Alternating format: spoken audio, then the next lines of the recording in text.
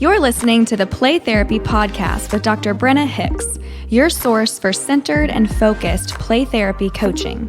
Hi, I'm Dr. Brenna Hicks, the Kid Counselor. This is the Play Therapy Podcast where you get a masterclass in child-centered play therapy and practical support and application for your work with children and their families. In today's episode, I am answering a question from Michelle in Texas. And her question is about CCPT and autism and what that intersection looks like, and if there's considerations when we are CCPT and we're working with kids on the spectrum. So I'm really excited about this. We talk about this a lot in the coaching programs, and we've talked about it in the collective a little bit, but I don't think it's ever been explicitly discussed on the podcast. So Michelle in Texas, thank you so much for the question.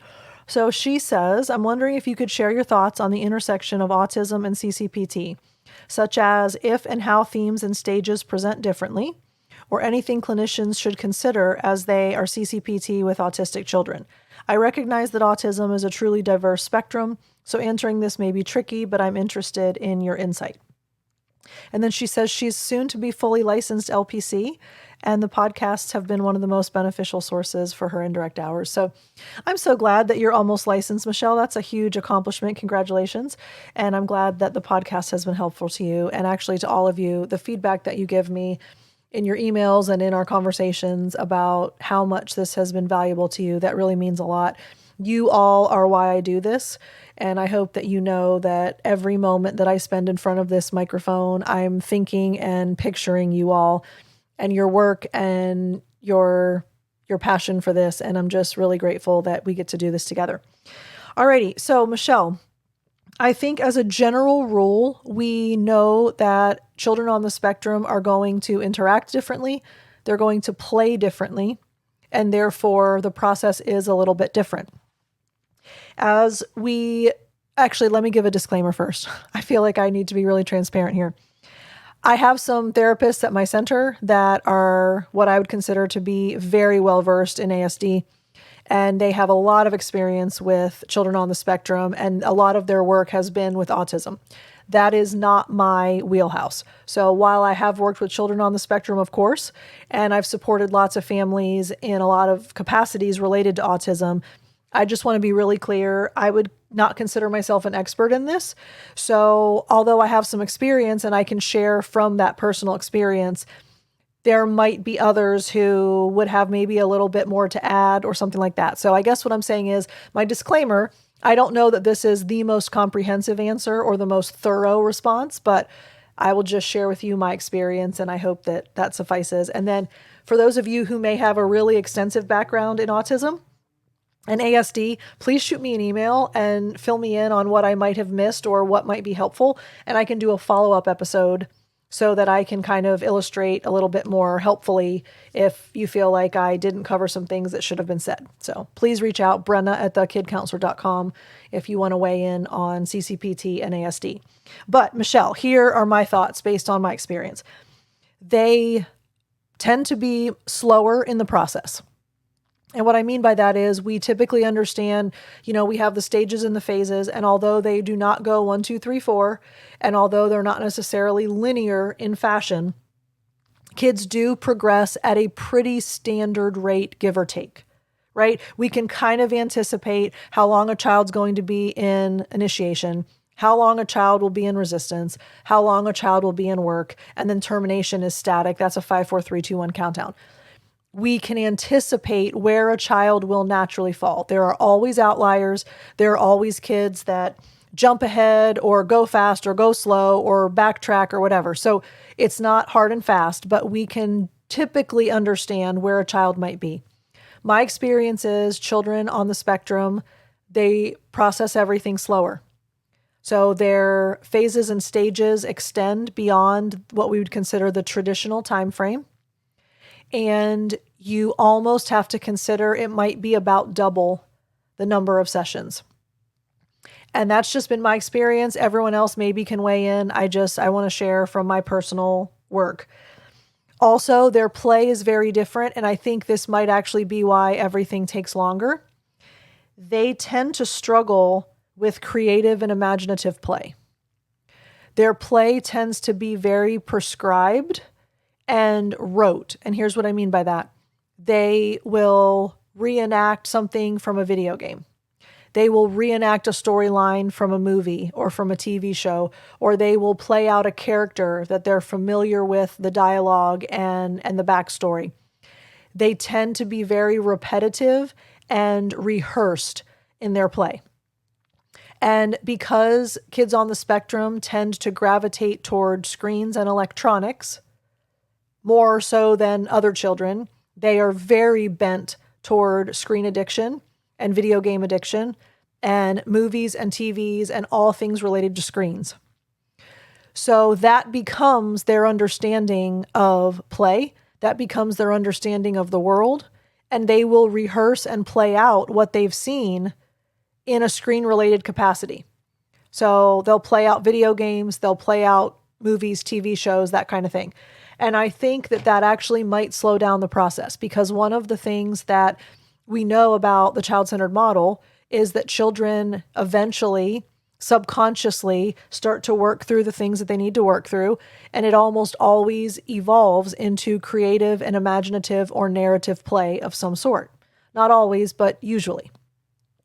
So with kids on the spectrum, they tend to be much more prescriptive and rote with their play. It does not mean that they're not benefiting from CCPT. It does not mean that it's not work that they need to do. It's just different. And I think the pace of it is longer for those reasons and in that capacity. So another thing that I have noticed is parents tend to have a fix-it mentality, and we have to spend a lot of time helping set realistic expectations, and we have to help them understand what this feasibly speaking looks like in the way of positive outcomes.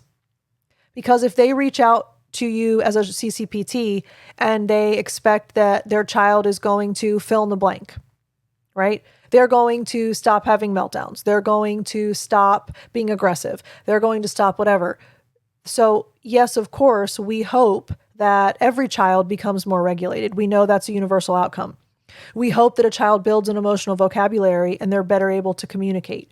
We know that they will build self-esteem. So the universal outcomes apply even to kids on the spectrum, but it lands differently because their neurodivergence means that their brains are wired differently. They process things differently. They experience emotions differently. Their communication style is different. All of this influences their work in the playroom. So it's about kind of being very open and trusting the process and knowing that, look, I actually just pulled a whole bunch of articles about this because I had a conversation with a supervisor for one of my coaching participants, and they almost exclusively work with kids on the spectrum. And the supervisor told the coaching participant that CCPT was not appropriate for kids on the spectrum. So I did a deep dive, and I have a whole new arsenal of all of these articles that show that CCPT does actually prove effective with kids on the spectrum. So we know that it's effective, but we know that it's going to be slower. It's going to look different. It's going to feel different, and their play is going to be different. But we still trust the process. We still help parents understand what realistic expectations and timeframes are. And then we believe in the child's inherent need and ability to self-actualize. And if you know anything about aut play, and it's not CCPT, but I'm only referencing that because Grant has been kind of a pioneer of the intersection of play therapy with autism. In his book, he shared that there was a child, I might have mentioned this on another podcast, but he referenced a child that came in and used the toy vacuum every week for months. And the child just play vacuumed over and over and over and over again. And he was like, what in the world what is this doing? Why is this child doing this? What is the purpose of this? Is this actually meaningful? What is going on? And come to find out, it was exactly what the child needed. And he says in the book, I realized that this particular child just needed to come in and vacuum every week. So we need to be really sensitive to the fact that even if the play looks different, it is meaningful. And even if it's not exactly what the normal formulaic process is, as a general rule, we know that if we trust kids, they will do the work that they need to do. And the 4 universal outcomes will serve kids on the spectrum extremely well as their own individualized issues that they end up processing. So, Michelle, thank you so much for the question. I hope that that is helpful for all of us, because we certainly are always going to have kids on the spectrum in our playrooms. And I think one of our goals is to understand how that looks different, but also how there's continuity and we don't need to change anything. All right. Thanks so much for the email. Reminder, please sign up for the conference in Australia, and also please sign up for the meetup if you're going to the conference. playtherapypodcast.com/meetup, and make sure you get your tickets for the conference. If you are in Asia, if you are in New Zealand, if you are in Australia and you can't make it to the Gold Coast, you can get a virtual ticket where you are able to watch the conference virtually. That's something they're doing for the first time this year. So if you are able to do that, that's another option for you. And for all of my stateside people and my Europeans, and to all of the other countries all over the world that are listening, I appreciate you. Put me in contact with the people, the powers that be in your country, and I'll figure out how I can come speak closer to you. Reach out. I'd love to hear from you. Brenna at thekidcounselor.com. Love y'all. Talk again soon. Bye. Thank you for listening to the Play Therapy Podcast with Dr. Brenna Hicks. For more episodes and resources, please go to www.playtherapypodcast.com.